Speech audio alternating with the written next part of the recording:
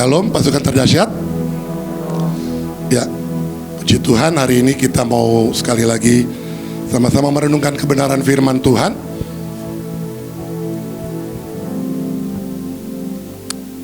Mari kita buka firman Tuhan di 1 Samuel 17.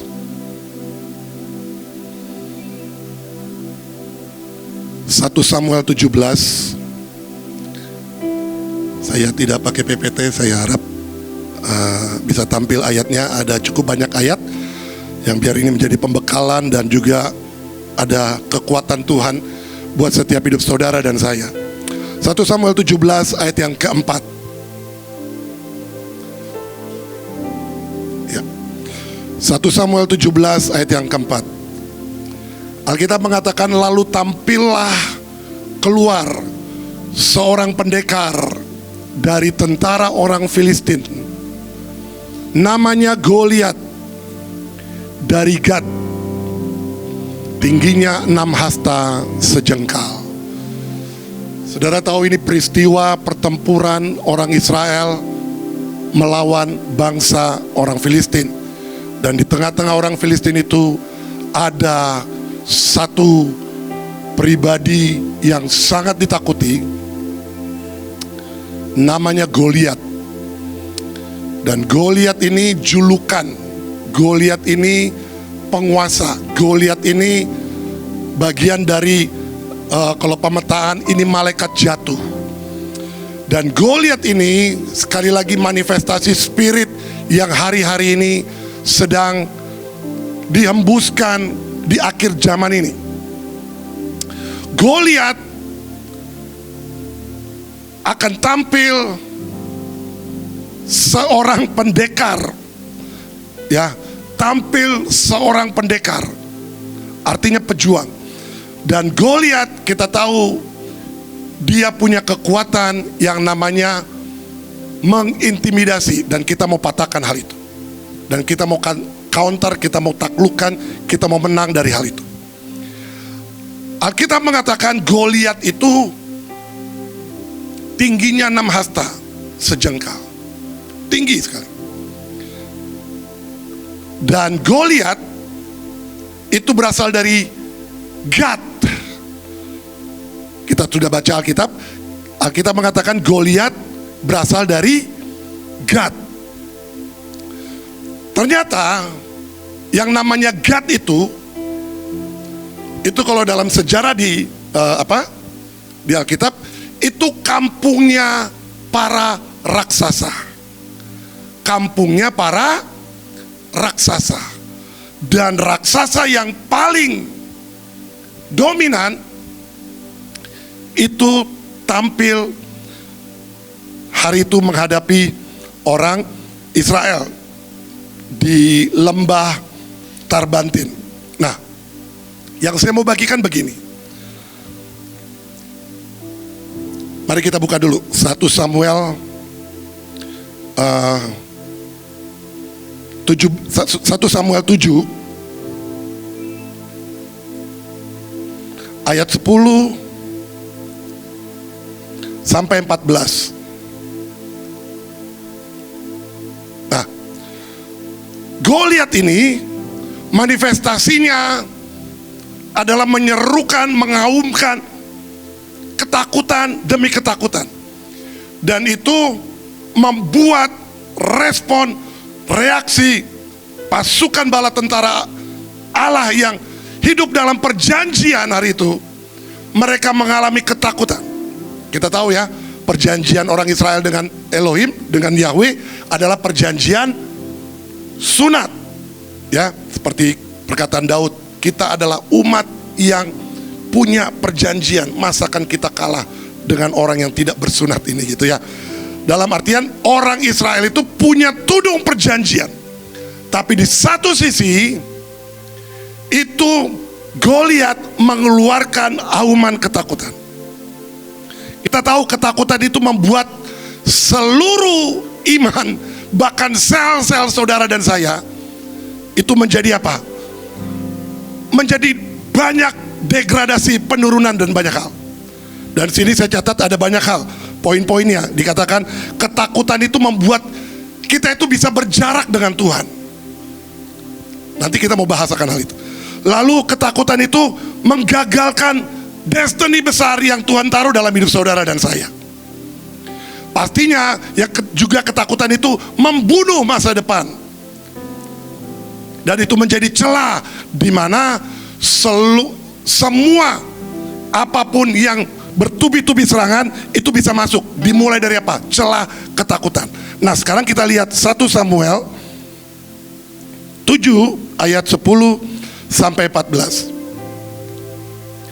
Ingat ya, Goliat itu berasal dari kampung, namanya kampungnya Gad. Perhatikan di sini. Sedang Samuel mempersembahkan korban bakaran itu, majulah orang Filistin berperang melawan orang Israel. Hari ini ada hambanya Pak Samuel. Ini tokoh Alkitab yang luar biasa. Alkitab mengatakan, tetapi pada hari itu Tuhan mengguntur dengan bunyi yang hebat ke atas orang Filistin itu, dan mengacungkan mereka dan mengacaukan mereka sehingga mereka terpukul kalah oleh orang Israel. Perhatikan sini. Tuhan mengguntur dari langit, mengacaukan seluruh orang Israel. Oke? Apa yang Tuhan gunturkan? Auman, suara kebesaran, suara apa? Kegentaran dari surga. Kita lanjut ayat 10 sampai 14. Lalu keluarlah orang-orang Israel dari Mispa, mengejar orang Filistin itu dan memukul mereka kalah sampai hilir Betkar. Kemudian Samuel mengambil sebuah batu dan mendirikannya antara Mispa dan Yesana. Ia menamainya Ebenezer. Katanya, sampai di sini Tuhan menolong kita. Artinya di zaman Samuel ada satu peristiwa supranatural, pernyataan perbuatan tangan Tuhan yang ajaib, suara dari surga yang sangat supranatural, yang membuat semua musuh orang Israel habis kocar-kacir, habis lenyap. Ayat yang ke-13, demikianlah orang Filistin itu ditundukkan dan tidak lagi memasuki daerah Israel. Hari itu orang Filistin tidak lagi masuki daerah Israel. Oke? Sekarang masih perang nih, Israel lawan Palestina dan sebagainya, saling mengklaim ini tanah ini dan sebagainya. Dan tangan Tuhan melawan orang Filistin seumur hidup Samuel. Ada tangan Tuhan, tangan yang gagah perkasa, tangan yang maha kuasa, tangan yang bumi itu hanya sebiji gundu atau di tangan Tuhan. Ada tangan Tuhan yang hari itu menjamin siapapun yang menyentuh orang Israel akan ada tangan Tuhan yang menghabisi. Akan ada guntur suara dari langit yang akan mengacaukan semua musuh-musuh Israel. Perhatikan ayat 14. Ini poinnya. Dan kota-kota yang diambil orang Filistin daripada Israel kembali pula kepada Israel. Oke? Dikembalikan kota-kota itu. Mulai dari mana? Mulai dari Ekron sampai Gad. Mulai dari Ekron sampai Gad. Dan orang Israel merebut daerah sekitarnya dari tangan orang Filistin. Antara orang Israel dan orang Amori ada damai. Saudara, hari itu tangan Tuhan guntur dari langit dan sebagainya, mengacaukan semua musuh Israel, menghabisi dan semua pukul mundur. Dan orang Israel melihat dengan mata kepala mereka suatu perbuatan tangan Tuhan yang supranatural. Dan kita tahu mulai dari Ekron sampai Gad itu di take over semua. Lalu kalau kita lihat di 1 Samuel 17, muncullah seorang pendekar dari Gad. Loh, kan sudah dihabisi, kan sudah disingkirkan semua. bahkan semuanya sudah digeser, di take over semua. Hari itu pendekar dari Filistin, dari tanah Gad muncul, saudara. Ternyata ini Gad ini kampung para raksasa, saudara. Kampung di mana manusia itu seperempat atau seperlimanya dari, ini saya udah tinggi 5 kali lebih tinggi, saudara. Kira-kira gitu, gue lihat itu. Dan manusia itu sangat-sangat kecil. Dan saudara lihat, orang Israel dari zaman Samuel, seumur hidup Samuel, orang Israel aman dalam perlindungan Tuhan. Dan ini masuki zaman di mana Daud hari itu tampil sebagai seorang gembala yang menggembalakan kambing domba, oke? Dan dia harus menghadapi Goliat. Samuelnya masih hidup. Samuelnya masih hidup. Pertanyaannya, mana pertolongan Tuhan? Pertanyaannya, katanya seumur hidup Samuel, Tuhan menolong orang Israel. Samuel masih hidup waktu Samuel menghadapi Goliat. Dari Ekron sampai Gad, semuanya di take over. Tapi hari itu tiba-tiba bang, ada sesuatu peristiwa yang membuat orang Israel menjadi buyar semua. Sepertinya tidak ada pertolongan dari tangan Tuhan di Almighty God. Apa yang terjadi? Mari kita buka di 1 Samuel 8. 1 Samuel 8 ayat yang ke-5 sampai ayat yang ke-7. 1 Samuel 8 ayat yang ke-5 sampai ayat yang ke-7.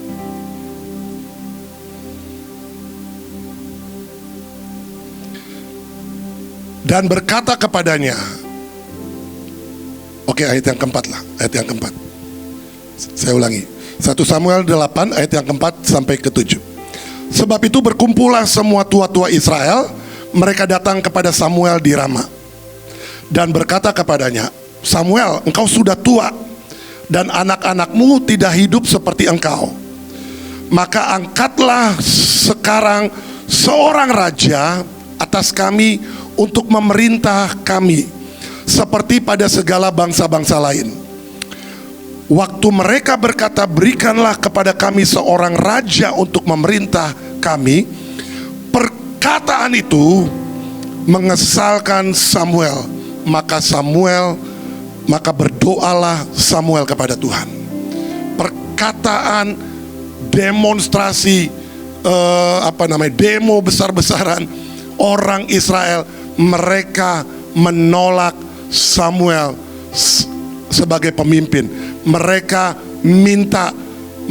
melihat bangsa-bangsa, orang-orang Filistin, orang Amori dan sebagainya. Mereka melihat satu keadaan bangsa yang dimana ada seorang raja hari itu, ada seorang pemimpin hari itu, ada seorang yang mereka tahu raja itu memerintah. Samuel itu bukan raja, Samuel itu hakim, Samuel itu banyak hal yang mereka melihat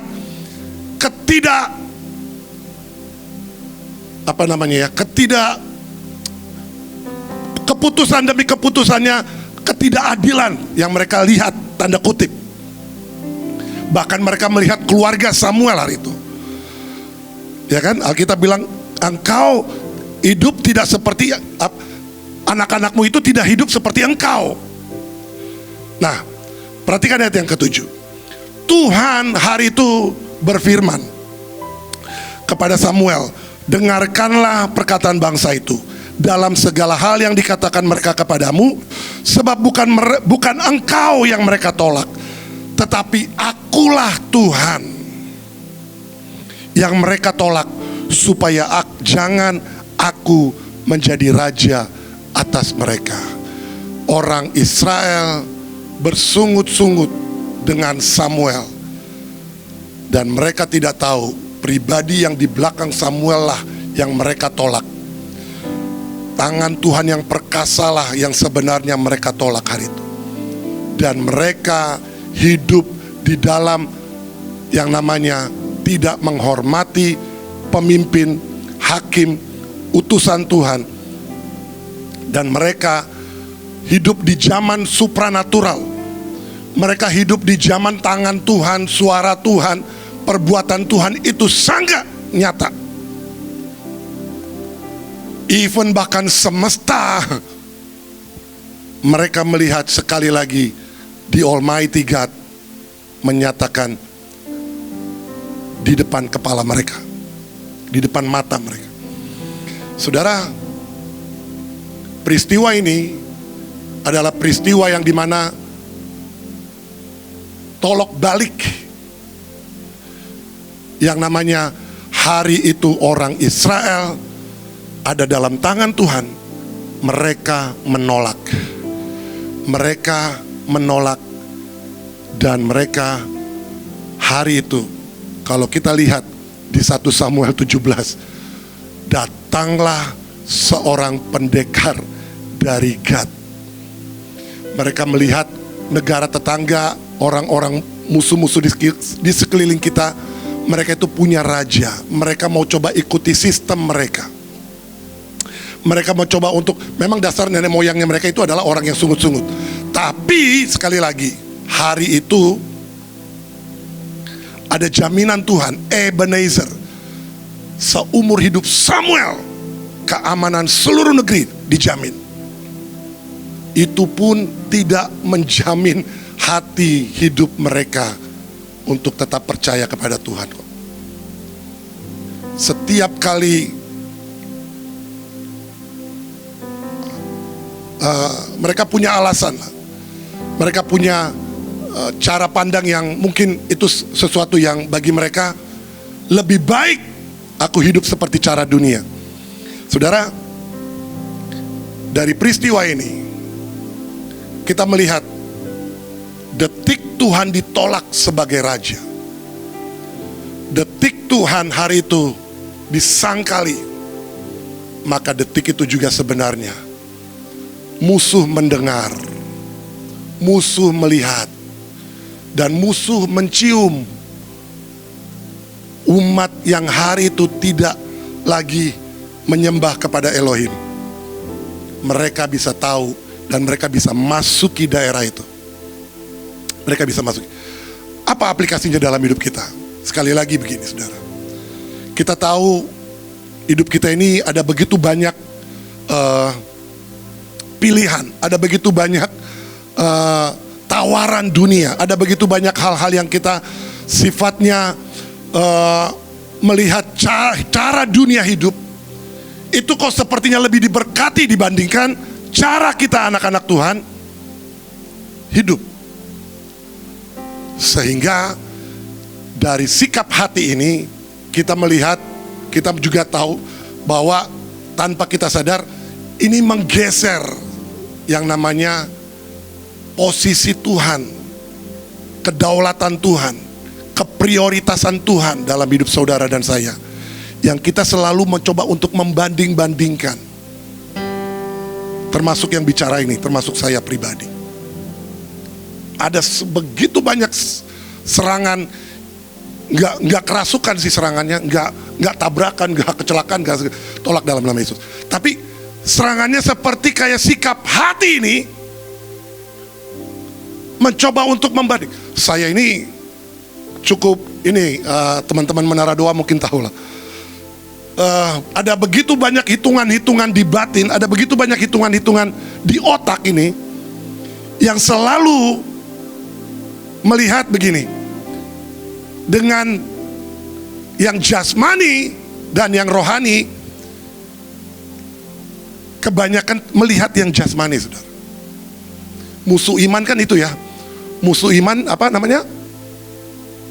Musuh iman fakta, ya kan? Selalu melihat fakta, ya kan? Iman itu kan bukan fakta, iman itu bukti.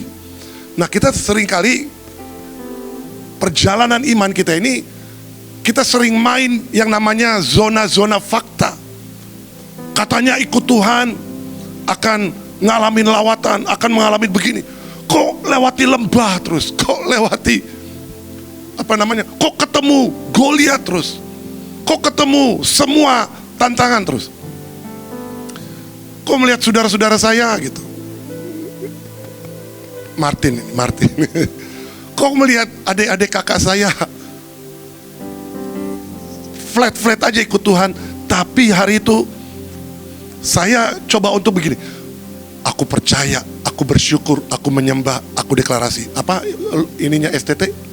I declare, I believe, and I receive. Saya declarekan itu. Aku percaya, aku bersyukur, aku menyembah, I declare. Saudara, nggak gampang saudara. Dari sikap hati saya ini, pertimbangan, tanda kutip, mau keluar dari panggilan itu cukup banyak. Ada cukup banyak. Dan saya tahu itu bagian dari raksasa yang sebenarnya harus ditaklukkan. Ternyata hitungannya, orang Israel melihat fakta, mereka menggeser sikap hati mereka kepada Tuhan. Mereka memilih, pilih bagi kami seorang raja. Mereka menolak Tuhan memerintah sebagai raja atas hidup mereka. Hidup kita ini adalah satu perjalanan iman yang hari demi hari kita masuki tahun 2025 ini, masuk masa akselerasi, ledakan kemuliaan ya. Masa percepatan. Dan saudara tahu, diperlukan sekali lagi kebulatan hati. Kebulatan hati. Saya bisa bertahan sampai hari ini, dan saya akan terus mengejar pengejaran akan Tuhan, yang dimana jadikan Tuhan sebagai prioritas.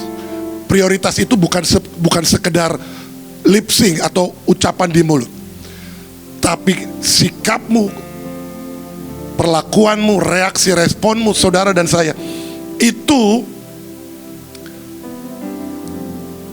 ininya ke Tuhan, komunikasinya ke Tuhan. Ya, kita pernah diajar sama Ibu Panglima untuk cara kita bisa punya yang namanya pengenalan atau kepekaan akan suara Tuhan. Selalu mengucapkan dari batin ini, Tuhan tolong, Tuhan ini maksudnya gimana. Selalu ada yang namanya reaksimu, reaksi kita, responnya ke Tuhan.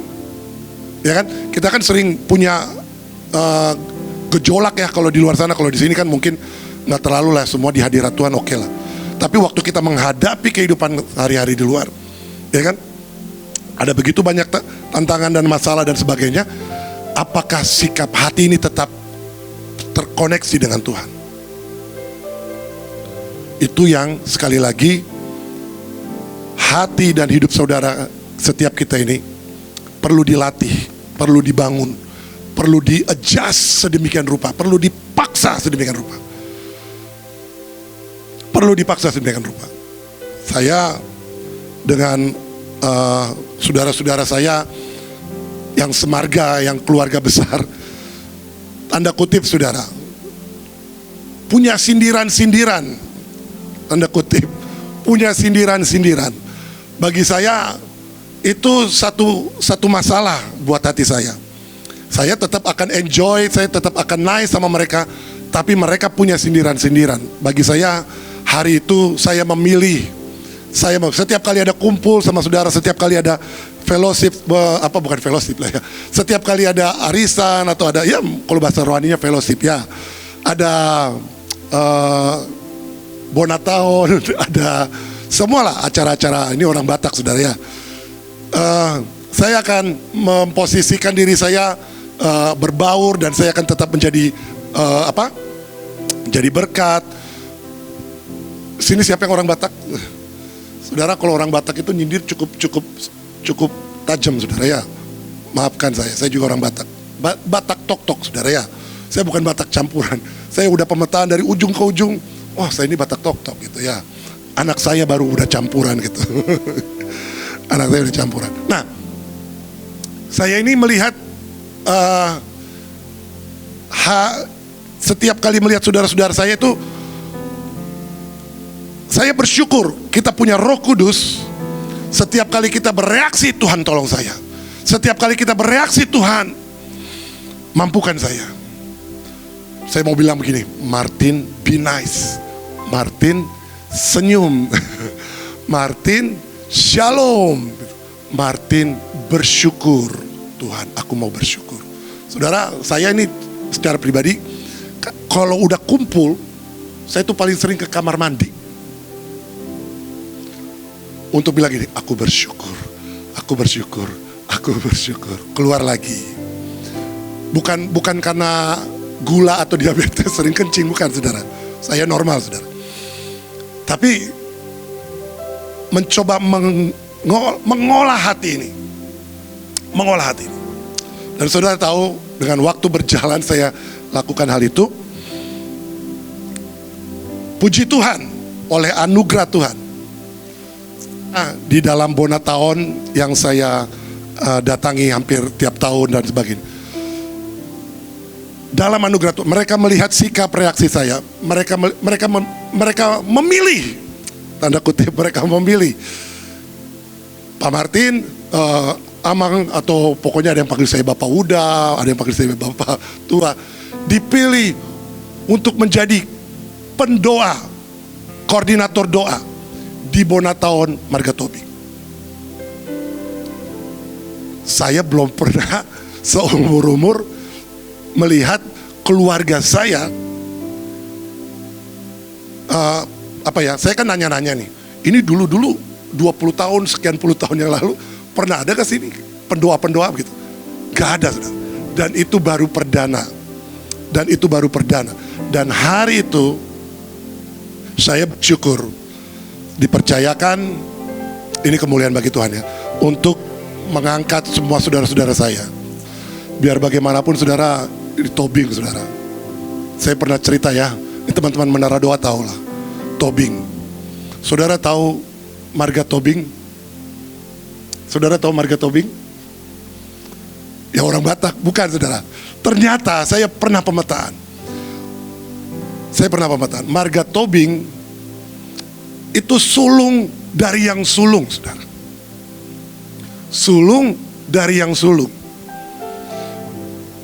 Sulungnya Injil di Indonesia itu di tanah Batak, bukan di tanah Papua, Pak. Saya pernah baca sejarah. Di tanah Batak. Sulungnya Injil di tanah Batak itu sama Marga Tobing. Semua marga itu menolak Injil, hanya Marga Tobing yang hari itu menerima Injil.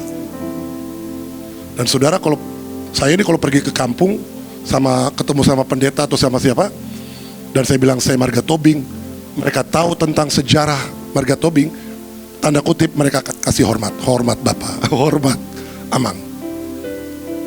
Tobing ini, tapi ini kemuliaan bagi Tuhan. Artinya bicara tentang sulung punya tanggung jawab untuk menggendong saudara-saudara yang lain. Amin. Saya ini bersyukur di Bonataon Tuhan kasih anugerah untuk jadi pendoa, dan saya harus mengkoordinir semua, menanyakan semua satu-satu dari Tobing A, Tobing B, Tobing C. Dan itu semua saya percaya sikap hati yang kita tahu, kita menaklukkan raksasa ketakutan kita. Kita menaklukkan semua yang intimidasi yang coba iblis buat. Artinya ada prioritas Tuhan dalam hidup saudara dan saya, yang kita harus bangun every day, setiap hari. Munculnya Goliat karena reaksi mereka menolak Tuhan sebagai Raja. Mari kita buka di Mazmur 47. Nanti bersama dengan hambanya kita akan sama-sama ditambahkan dan dilengkapi. Mazmur 47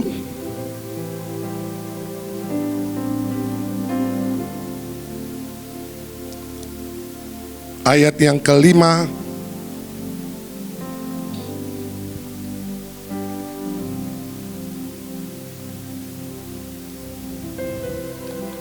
sampai ayat yang ke-8.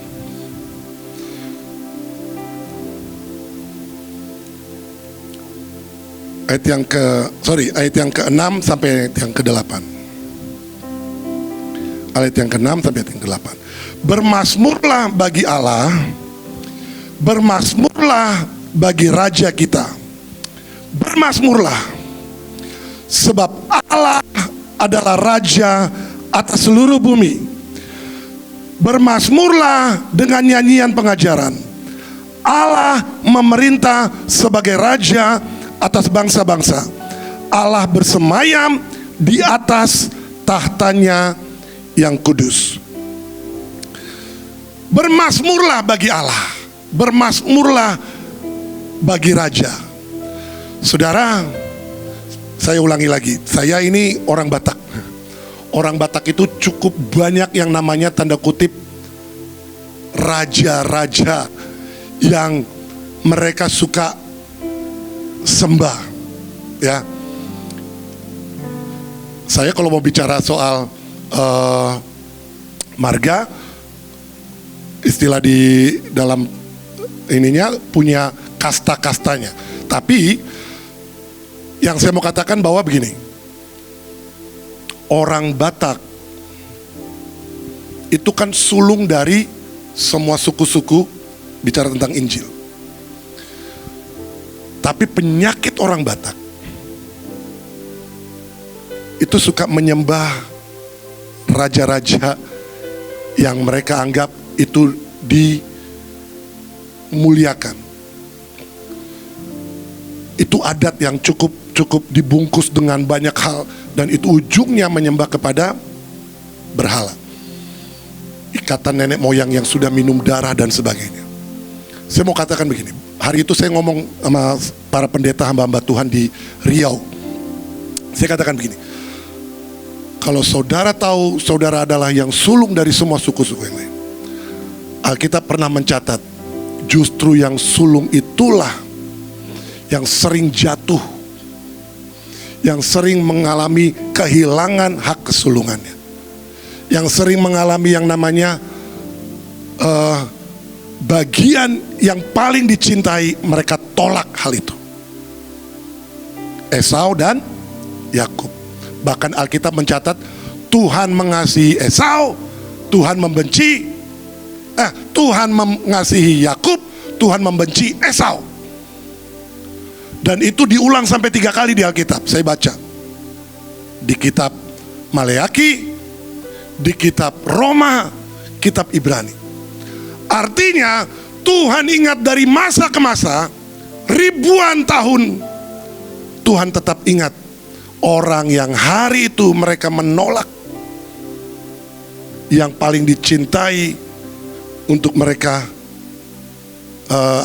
buang itu. Dan Tuhan akan ingat. Saya ngomong begini sama orang Batak, setiap Amang, Inang dan semua kita, apa yang hari-hari ini kita sembah, adat muka, nenek moyang muka, atau harga diri muka. Orang Batak itu terkenal pride, harga dirinya cukup besar, cukup tinggi, sangat tinggi, susah untuk diskon. Dan hari itu saya bicara dari hati ke hati, jangan sampai hari ini Tuhan memutuskan aku mengasihi suku-suku yang lain, aku membenci Batak. Saudara, saya sadari ya memang hari itu kita dilawat Tuhan dan sebagainya. Tapi saya sadari begini, kita ini hidup dari nenek moyang yang cukup pasukan di sini yang ada di sini, dan juga semua pasukan yang ada di YouTube dan sebagainya. Saudara, kita punya latar belakang keluarga yang cukup haleluya. Tanpa kita sadari itu sebenarnya menggandeng, mengikat, mengekor, menggandol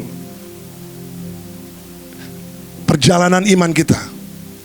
Diperlukan sekali lagi seperti pemazmur dikatakan, bermazmurlah bagi raja. Apa itu bermazmur? Bermazmur itu bicara tentang apa? Sikap hidupmu, penyembahanmu yang keluar dari setiap perjalanan yang saudara tahu. Saudara harus lewati lembah, saudara harus lewati kesusahan, saudara harus lewati penderitaan, saudara harus lewati begitu banyak masalah. Dan saudara tetap percaya, bersyukur, saudara menyembah, saudara bersyukur, saudara mengangkat tangan, saudara memilih mengampuni, saudara memilih mengasihi, saudara memilih untuk memberi, saudara memilih untuk meletakkan korban di hadapan Tuhan. Itu mazmur, saudara. Bermazmurlah bagi raja. Mazmur itu bukan sekedar saudara jago nyanyi. Mazmur itu cerita cinta, perjalanan cinta kita dengan Tuhan. Bermazmurlah bagi raja, di lembah, di gunung, dimanapun. Bermazmurlah.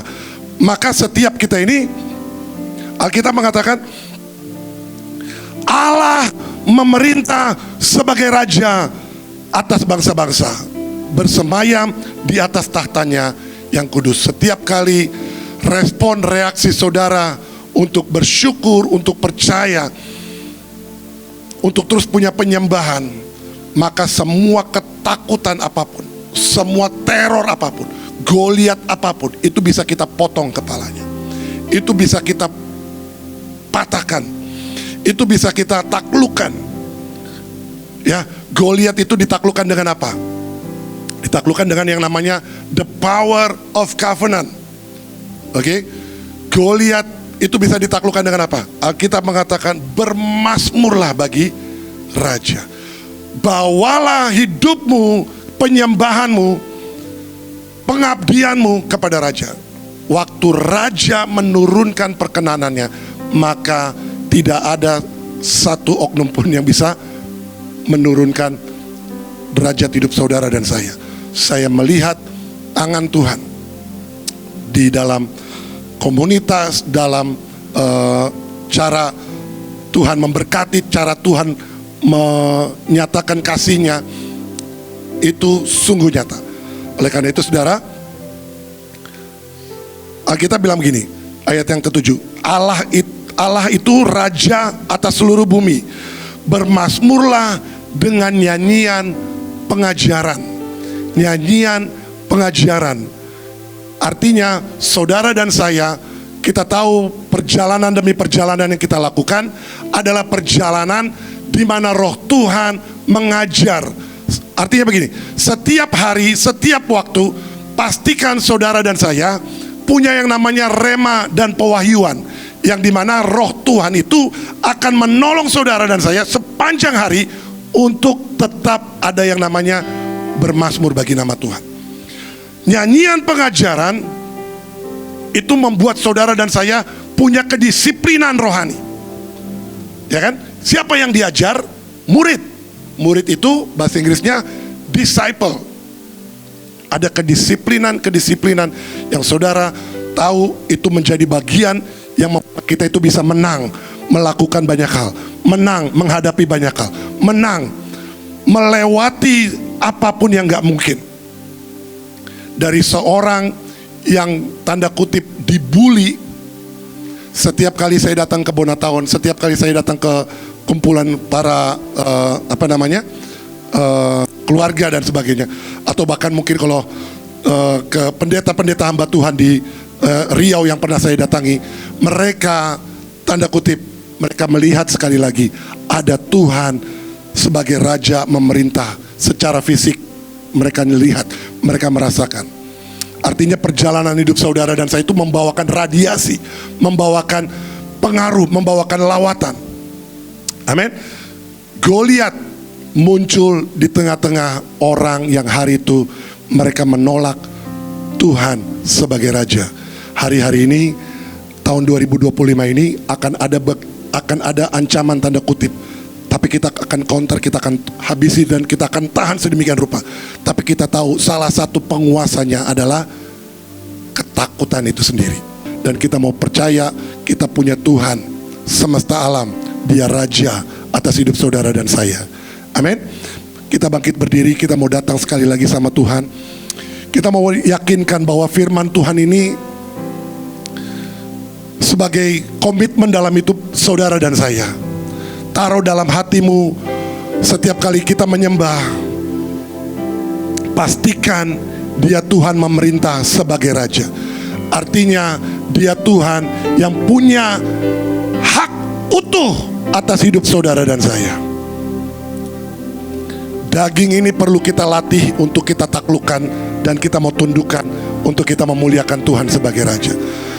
Kalau masih belum ada yang namanya pengampunan, masih belum ada yang namanya kemurahan, masih belum ada yang namanya hati yang percaya, itu susah, saudara.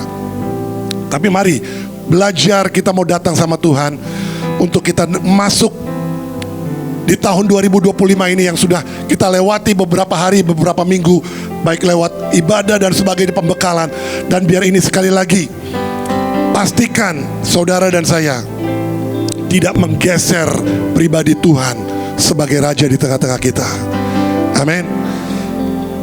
Kita naikkan pujian yang tadi, biar pujian bagai dupa harum. Biar pujian bagai dupa harum dan penyembahan kami jadi tiang tatamu. Biar pujian bagai dupa harum dan penyembahan kami jadi tiang tatamu. Saat ku masuk kemuliaan-Mu, ku kagumi kebesaran-Mu bersama para malaikat-Mu. Beritakan kekudusan nama-Mu. Saat ku masuk kemuliaan-Mu, oh ku kagumi kebesaran-Mu bersama para malaikat-Mu. Bapa, beritakan kekudusan nama-Mu. Katakan lagi pujian ini. Saat ku masuk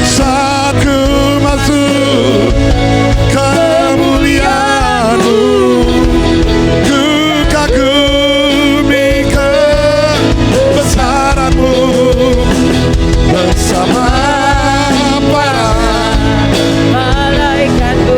Memberitakan kekudusan nama-Mu. Kudus, kudus, kudus, kudus, kuduslah Tuhan. Kuduslah Tuhan. Oh, kudus, kudus, kuduslah Tuhan. Alkitab mengatakan seumur hidup Samuel, Tuhan menjamin perlindungan, keamanan, bahkan perkenanannya turun atas orang Israel. Hari ini seperti penyembahan yang kita naikkan, kudus, kudus, kuduslah Tuhan. Saudara, setiap kita itu punya yang namanya perjanjian satu orang. Sekali lagi saya mau katakan, setiap saudara dan saya punya perjanjian satu orang. Alkitab mengatakan karena ketidaktaatan satu orang seluruh manusia berdosa, tapi karena ketaatan satu orang maka seluruh dunia diselamatkan, yaitu Tuhan Yesus.